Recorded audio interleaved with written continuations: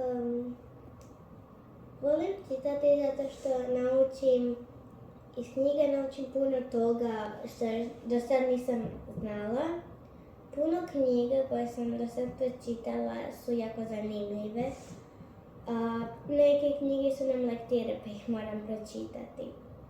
Ja bih preporučila i velikim i malim da počnu što više čitati, da mogu otkriti stvari koje do sad nisu znali.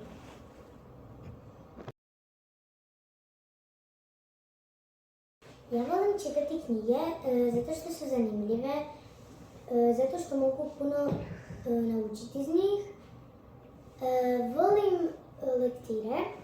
Lektire su isto zanimljive, ali neke su ipak isto malo dosadne, ali knjige su zanimljive za čitati, tako da preporučujem da se mogu čitati koliko god.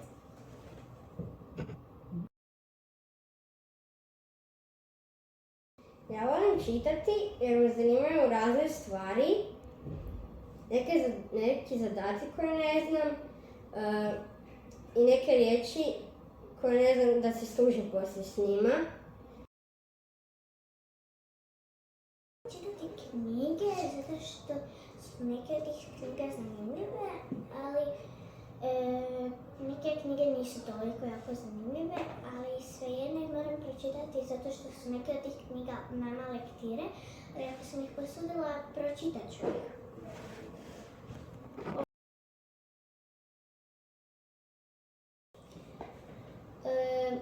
Ja volim knjige zato što dok sam bila mala, tata mi je čitao i dalje mi čita, ali sad sam počela i sama čitati knjige i tako sam ih zavolila. I volim čitati Gregov dnevnik i to.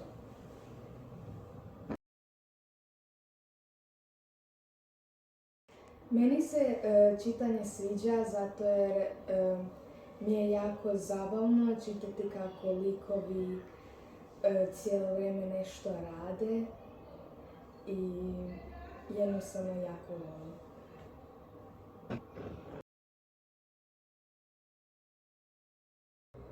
Čitam za moj užitak i kako bi zadovoljila svoju neiscrpno znatiželju.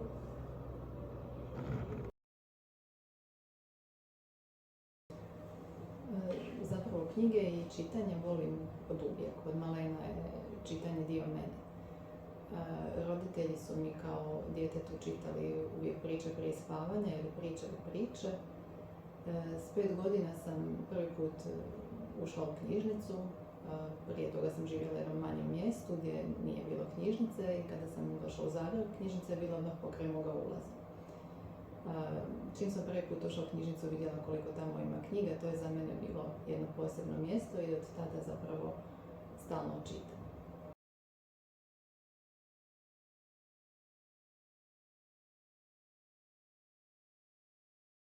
Moja najdraža knjiga je Gregov dnevnik, prvi dio.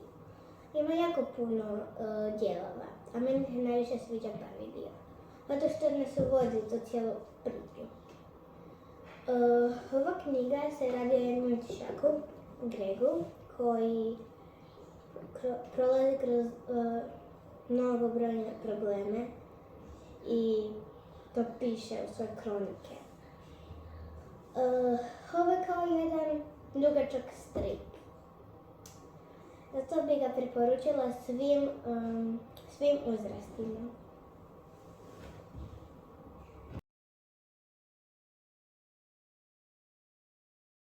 Moja najdraža knjiga je Gregov dnevnik, zato što ima baš smiješan, ima puno dijelova, ali meni je ovaj najdraži. To je kao neki strip.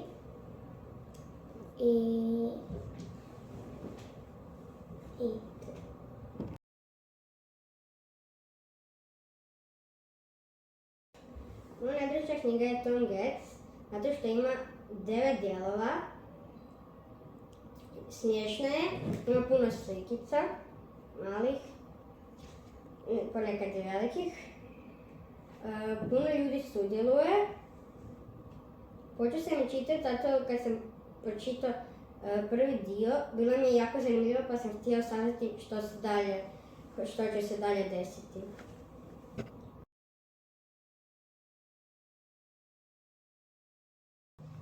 Ja volim čitati Mašu zato što je na puno načina i uvijek ima više nastavaka knjiga i svaki put kad u svakoj knjizi se nešto njoj dogodi, onda sam ja htjela imati tu knjigu, moja sestra ju je dobila za rođendan i prijateljica ju je kupila.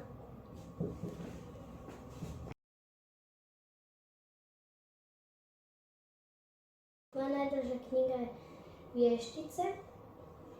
Volim je zato što ima životinja, zato što ima miševa unutra, a ja volim miševe, štakore i te sve živine. I zato što volim vještice.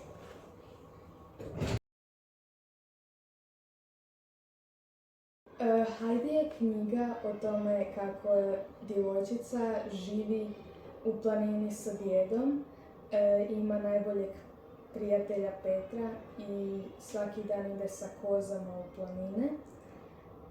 I teta ju dođe i pita je da ode s njom u Frankfurt i ona ode, gdje tamo upozna prijateljicu Klaru. Uglavnom, jako je lijepa priča. Jako mi se svidjela prvi put kad sam je pročitala.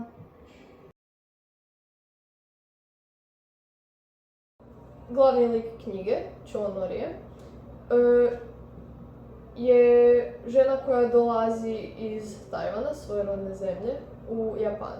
I nakon traumatičnog događaja počinje propitkivati smisao života. I tako kroz cijelu priču upoznaje različite ljude, stvarno nova prijateljstva, razilazi se s mnogim ljudima. I na koncu svega odluči otići na jedno završno veliko putovanje. I na koncu tog putovanja nađe smisao svojeg života u jednoj njoj vrlo posebnoj osobi. Zašto mi se sviđa ova knjiga? Zašto mi je ova baš najdraža knjiga? Pa, knjiga mi je najdraža prvenstveno zato što vidim sebe u tom liku, zato što suosjećam. I mislim da knjiga daje nadu onima koji su doživjeli sličan događaj i koji se na bilo koji način mogu povezati s glavnim likom.